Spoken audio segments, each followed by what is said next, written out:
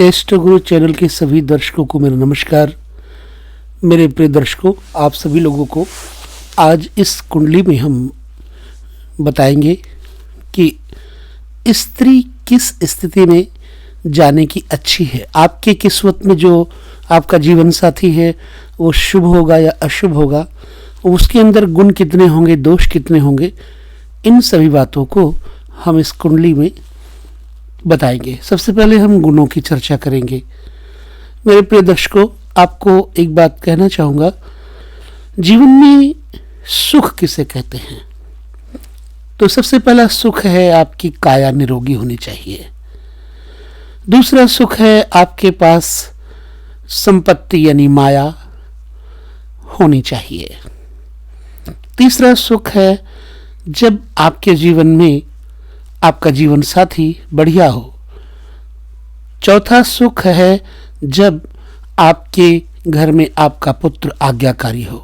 इसीलिए कई महात्माओं का कथन है, लोकोक्ति है कि पहला सुख निरोगी काया, दूजा सुख जब घर में माया, तीजा सुख जब सुंदर नारी, चौथा सुख सुत आज्ञाकारी। सुंदरता का मतलब ये नहीं है कि काया से सुंदर हो, स्त्री के अंदर गुण होने चाहिए सुंदर, उसी को सुंदर कहते हैं हमारे शास्त्रों में। तो आज हम जानेंगे इस कुंडली के विषय में कि आपके जीवन साथी का पता कैसे चले। नीति की बात है और सत्य भी है कि जिसकी स्त्री शुभ गुण संपन्ना होती है उसे गृहस्थाश्रम ही उसके लिए स्वर्ग की तरह हो जाता है। इसलिए इस विषय को अच्छी तरह से मनन करेंगे, चिंतन करेंगे। नंबर 1, लग्न से 7वां स्थान। दूसरा, चंद्र लग्न से 7वां स्थान से स्त्री काम आतुरता, स्त्री संभोग शक्ति का बोध होता है। यानी कि लग्न से 7वें स्थान से और चंद्रमा से 7वें स्थान से कैसा जीवन साथी होगा, यानी कि आपका जीवन साथी आपके साथ भोग और योग में कैसा रहेगा। तो आइए हम चलते हैं कुंडली के इस विषय की तरफ। लग्न से सप्तमेश, चंद्रमा से सप्तमेश और शुक्र से भी इन सभी विषयों का विचार किया जाता है। इस कारण से देखना होगा कि कुंडली में लग्न से सप्तम स्थान, चंद्र लग्न से सप्तम स्थान और उन दोनों के स्वामियों और शुक्र की क्या स्थिति होती है कुंडली में।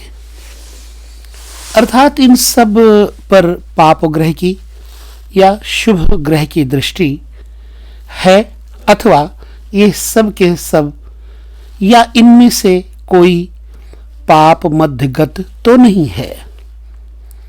इनमें से सब या किसी के साथ शुभ ग्रह हैं या पाप ग्रह हैं, ये जानना अत्यंत आवश्यक है। तो अनुभव के अनुसार विस्तार पूर्वक इन सब शुभ और अशुभ लक्षणों का विचार करके एक चक्र बनाया जाता है। तो उस चक्र के अनुसार फल बताने में बड़ी सुविधा होती है। जैसे आप देख रहे हैं इस कुंडली को, तो ये मेष लग्न की कुंडली है। मैं आपको ये भी बता दूंगा, यहाँ पर बताना चाहूँगा कि लग्न के स्वभाव संज्ञा जरूर जाने। जैसे मेष चर संज्ञक है, कर्क चर संज्ञक है, तुला चर संज्ञक है और मकर चर संज्ञक राशि है।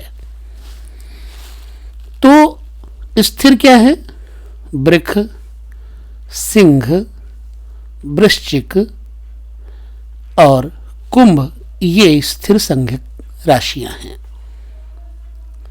द्विस्वभावी जैसे मिथुन, कन्या, धनु और मीन ये द्विस्वभावी राशियां हैं। इसका मतलब हमारा बताने का ये है कि यदि आप किसी ग्रह को, सप्तमेश को देखना चाहें तो सप्तमेश किस परिस्थिति में है, चर में है, स्थिर में है या द्विस्वभावी में है, ये देखना होगा। और फिर सप्तम स्थान पर जो राशि है उसका स्वामी किस ग्रह से देखा जा रहा है, इसका भी बड़ा प्रभाव पड़ता है जातक के जीवन में। ठीक है, आप समझ गए होंगे। तो चलिए, मान लीजिए आपकी मेष राशि है, लग्न मेष है और सप्तम स्थान पर ठीक तुला राशि आती है। तो सप्तम स्थान का स्वामी हो गया शुक्र। मान लीजिए आपका शुक्र पत्नी का घर है। अब पत्नी के घर का मालिक शुक्र हो गया।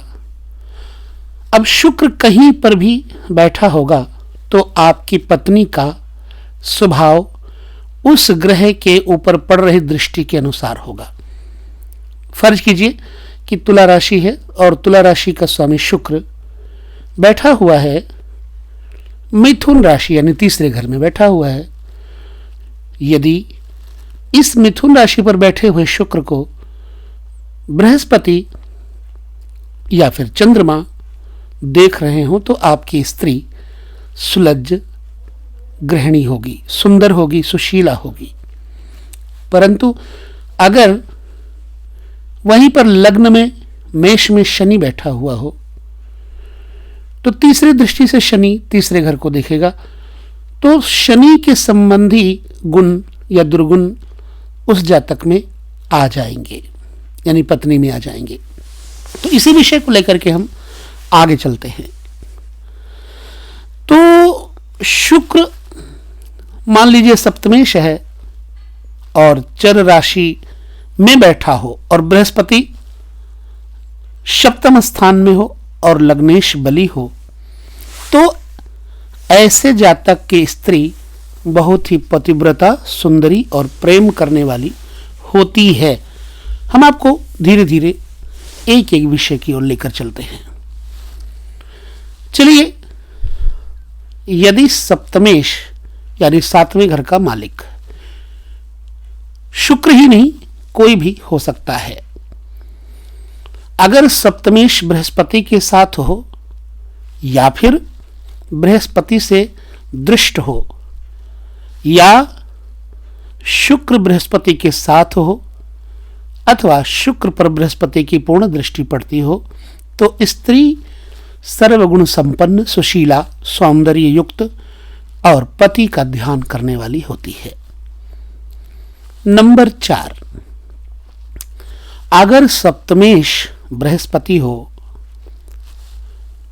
मान लो कि आपका लग्न है कन्या, तो सप्तम स्थान मीन बनेगा, मीन राशि का स्वामी बृहस्पति हो जाएगा। तो ऐसी स्थिति में यदि बृहस्पति स्वामी हो और उसके ऊपर शुक्र और बुध की दृष्टि हो अथवा बृहस्पति सप्तम स्थान में बैठा हो और वो पाप ग्रह की दृष्टि या योग से बिल्कुल वर्जित हो तो उसकी स्त्री भी पतिव्रता, सुंदरी और चित्त को अपनी तरफ खींचने वाली, आकर्षित करने वाली होती है। चलिए, एक 5वां कारण देखिए। अगर सप्तमेश केंद्र में बैठा हो कुंडली में और उसके साथ शुभ ग्रह हो अथवा वो केंद्रवर्ती सप्तमेश शुभ नवांश या शुभ राशिगत हो तो स्त्री पतिव्रता होती है। नंबर 6, अगर सप्तमेश शुभ ग्रह के साथ हो, उस पर शुभ ग्रह की दृष्टि हो या फिर तो जातक का स्वभाव बड़ा विनय संपन्न रहता है, नम्र रहता है और वो धनी और अधिकारी होता है। और राजकीय पद में उसकी अच्छी स्थिति होगी, यानी जीवन साथी की, और उसकी स्त्री प्रेम करने वाली और चित्त को अपनी तरफ आकर्षित करने वाली होगी। नंबर 7, अगर सप्तम स्थान पर बृहस्पति की पूर्ण दृष्टि हो तो उसकी स्त्री दयालु, सुंदरी और सुचरित्रवती होती है। यदि सप्तम स्थान पर पाप ग्रह की पूर्ण दृष्टि हो तो उसकी स्त्री झगड़ालू और दुख देने वाली होती है। मैंने आपको एग्जाम्पल दिया था कि जैसे शनि की दृष्टि पड़ रही हो सप्तमेश पर तो झगड़ालू और धूर्त किस्म की स्त्री हो जाती है।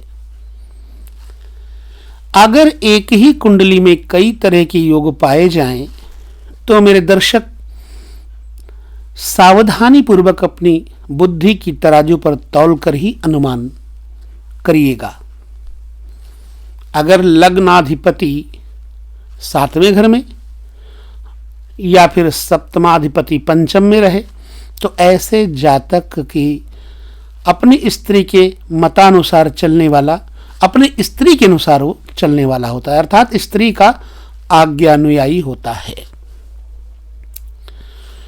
नंबर 9, लग्न में राहु केतु के रहने से स्त्री स्वामी के वशीभूत रहती है। नंबर 10, यदि सप्तमेश शुभ ग्रह के साथ हो तो स्त्री अच्छी मिलती है। इसी प्रकार यदि सप्तमेश उच्चस्थ, स्वगृही, मित्रगृही हो तो भी उसकी स्त्री सुशीला होती है। अगर सप्तमेश या फिर शुक्र पर बृहस्पति और बुध की दृष्टि पड़ती हो तो स्त्री पतिव्रता होती है तथा बृहस्पति के भी सप्तम स्थान में रहने से स्त्री गुणवती होती है।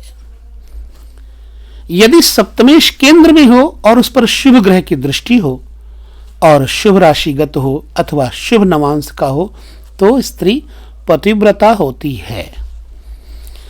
नंबर 11, मेरे प्रिय दर्शक गण, मेरा प्रयास होगा कि आपको समझाने का पूरा प्रयत्न करूं। फिर भी यदि समझ नहीं पाते हैं तो आप हमें अपने कमेंट करके जरूर बताइएगा।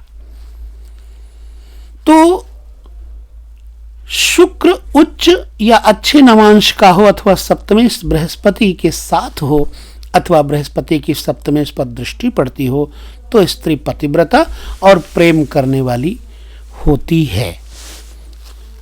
नंबर 12, अगर सप्तम भाव का स्वामी सूर्य हो और उसके साथ कोई शुभ ग्रह हो या उस पर किसी शुभ ग्रह की दृष्टि हो अथवा वह सूर्य शुभ राशिगत हो अथवा शुभ नवांश का हो परंतु वो लग्नेश का मित्र हो तो ऐसे स्थान में उसकी स्त्री आज्ञाकारिणी और सेवा करने वाली होती है। नंबर 13, यदि सप्तम भाव का स्वामी चंद्रमा हो और उसके साथ पाप ग्रह बैठा हो अथवा उस पर पाप ग्रह की दृष्टि हो अथवा वो पाप राशिगत हो अथवा पाप नवांश में हो तो उसकी स्त्री टेढ़े स्वभाव की है और चित्त से कठोर होती है। ऐसा दर्शकगण अपनी कुंडली देख करके निश्चित कर सकते हैं।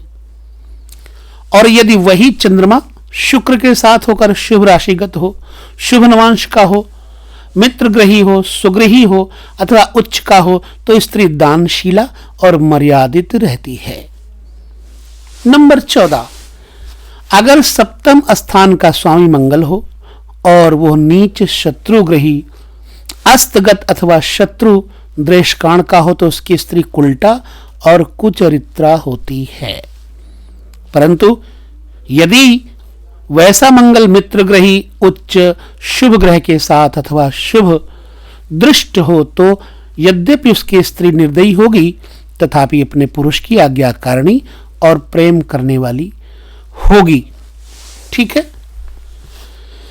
नंबर 15, यदि सप्तमेश बुध हो और पाप ग्रह के साथ हो या फिर नीचस्थ हो अथवा शत्रुग्रही हो अथवा अस्त हो और अष्टम या द्वादश स्थानगत हो और पाप ग्रहों से घिरा हो अथवा उस पर पाप ग्रह की दृष्टि पड़ती हो तो उस जातक की स्त्री अपने पुरुष की जान लेने वाली होती है और इसके विपरीत रहने से विपरीत फल होता है। नंबर 16, यदि गुरु सप्तमेश और बली हो या फिर मित्र ग्रही हो अथवा उच्चस्थ हो अथवा स्वगृही हो और गोपुरांश में हो तो जातक की स्त्री की संतान उत्तम होती है और स्त्री स्वयं अच्छे आचरण की एवं दानशीलता होती है तथा धार्मिक विचारों से वार्ता करने वाली होती है। ठीक है। अब और भी कई सारे विचार हैं, परंतु वीडियो बड़ा ना हो जाए इसके भय से मैं छोटे छोटे वीडियो में समझाने का प्रयत्न करूंगा। सो इस वीडियो में बस समय सीमा इतनी ही दूंगा। आगे यदि आपको वीडियो अच्छा लगता है तो और नहीं अच्छा लगता है तो, समझ में आता है तो, नहीं समझ में आता है तो अपने हमें विचार लिख करके टिप्पणी में देंगे ताकि हम आपको समझाने का प्रयास कर सकें, भरसक प्रयास कर सकें। तो बस इसमें इतना ही लेते हैं आपसे विदा, ये कहकर कि आप सभी का जीवन मंगलमय हो, सुखमय हो और निरामय हो। नमस्कार।